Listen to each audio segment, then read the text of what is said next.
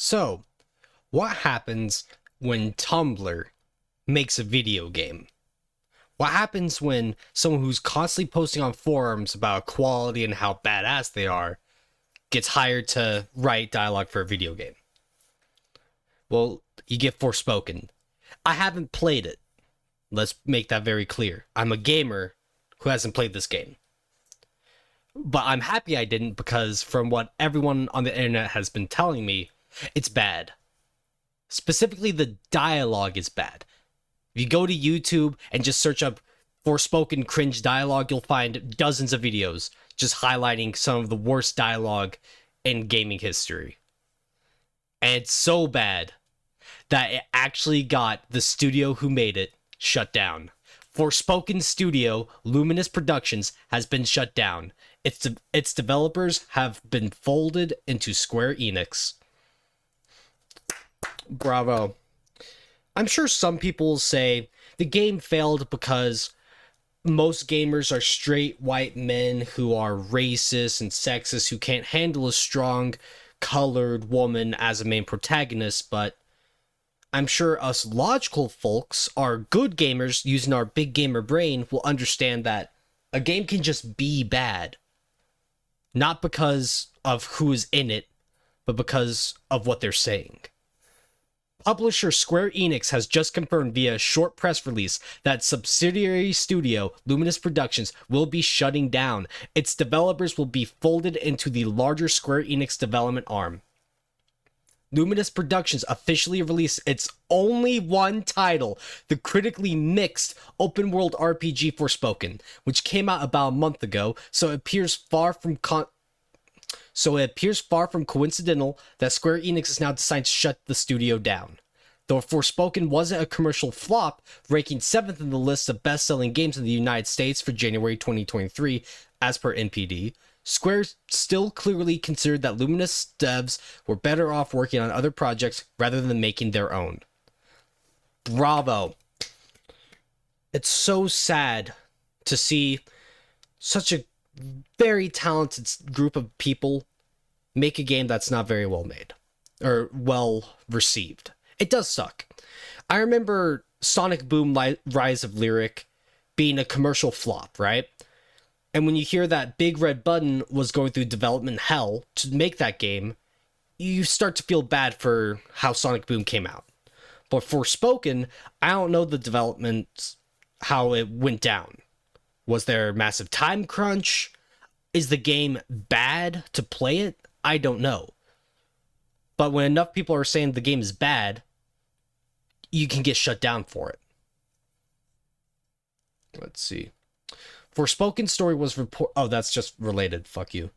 As per an official statement by Luminous, as seen below, the merger into Square Enix proper will officially occur on May 1st, up until which the team will focus on delivering patches to improve Forespoken's visual performance. Isn't it great how they're not going to patch the cringe-ass dialogue? Nah, that doesn't need to be fixed. They add that they will deliver an update on said patch soon, and that the previously confirmed DLC, Intanta We Trust, will suffer no interruptions and still slated to arrive this summer.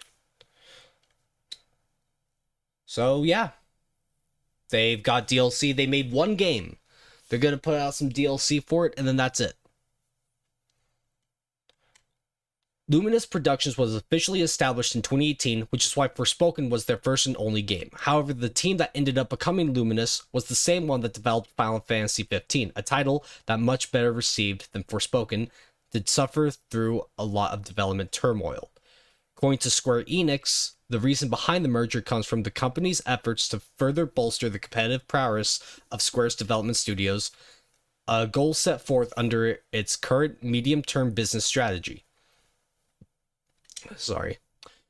The press release praises Luminous Productions, stating that the team is equipped not only with AAA title development capabilities, but also technical expertise in areas such as game engine development.